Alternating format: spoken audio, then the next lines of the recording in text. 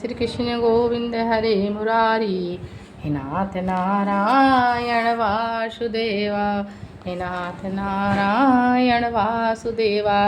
अथ दसवा अध्याय। श्री शिवजी महाराज ने ब्रह्मचर्य व्रत धारण।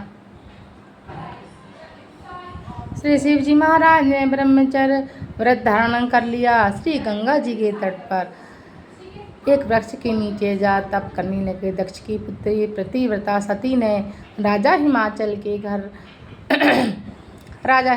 के घर जाकर उनकी रानी मेनका के गर्भ से पार्वती के रूप में जन्म लिया। तब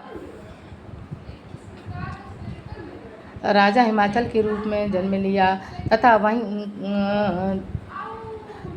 वहीं उनका पालन पोषण होने लगा। इसी समय तारकासुर नामक असुर राक्षस उत्पन्न हुआ, जिसने महातप करके ब्रह्मा जी से वरदान पा लिया कि देवता, राक्षस, नाग व मनुष्य किसी से नहीं मिलेगा, परंतु रुद्र भगवान के पुत्र से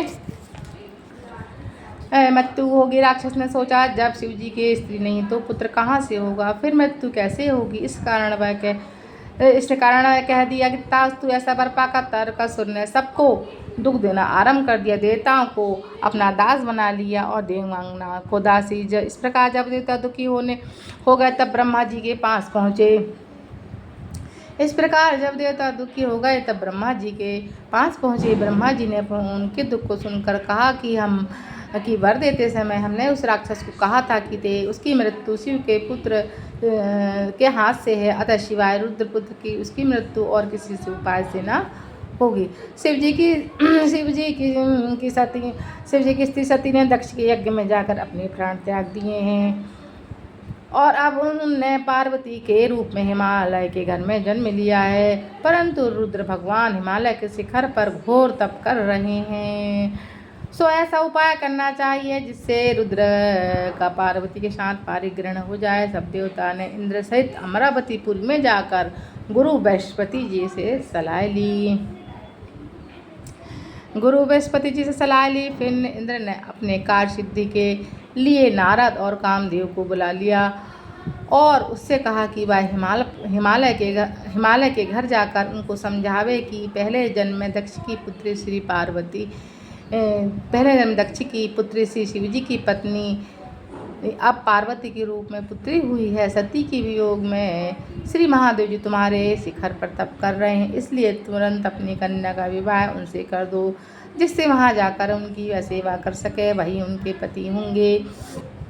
इंद्र की आज्ञा पाकर नारद जी को जैसा समझाया था वैसा ही करने के लिए चले गए और फिर इंद्र ने कामदेव को बुलाया कि सब देवताओं के हित के लिए तुम बसंत ऋतु सही तपोवन में जहाँ रुद्र तपस्या कर रहे हों जाओ। सब पार्वती जी के पास पहुँच जाए, तब धनुष चढ़ाकर ऐसे बाण मारो कि शिव जी मोहित हो जाएं। ऐसा बाण मारो कि शिव जी मोहित हो जाए। उनका संगम होने पर सब कार्य अवश्य पूरे हो जाएंगे। कामदेव ने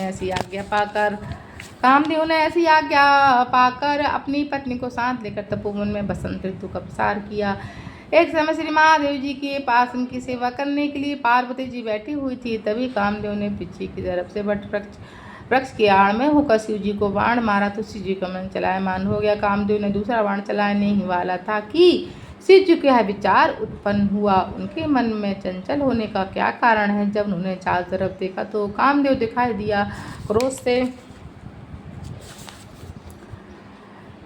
क्रोध से अपने मस्तक से तीसरा नेत्र खोला तो उसमें से ऐसी अग्नि उत्पन्न हुई जिससे सारा संसार भयभीत हो गया। उस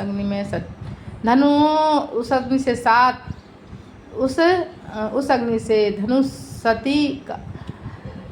धनुष कामदेव भस्म हो गए। बसंत और रति भी भयभीत होकर भाग गए तथा पार्वती जी भी एक और डरकर जा दूर खड़ी हो गई। तब स्त्री की नित्यता दूर करने के लिए महादेव जी भी अंतर्ध्यान हो गए। हित के लिए सिद्ध करने वाले देवताओं का कार्य सफल न हुआ, उल्टा अनर्थ हो गया। जो कोई साधु से दुष्टता करता है उसके साथ ऐसा ही होता है। इस प्रकार इक्ष्वाकु वंश का राजा भी साधुओं को अप्रिय था, क्योंकि वह भलीभांति साधु की सेवा नहीं करता था। इसलिए उसने महान दुख भोगी और बुरी से बुरी योनि जन्म लिया एवं 7 जन्म तक कुत्ते की योनि में रहा। इस प्रकार कामदेव ने शिव जी का अप्रिय करने से दुख उठाया। बोलो श्री कृष्ण भगवान की जय। हर हर महादेव शंभू काशी विश्वनाथ गंगे। हर हर महादेव शंभू। बोलो श्री कृष्ण भगवान की जय। हर हर महादेव शंभू।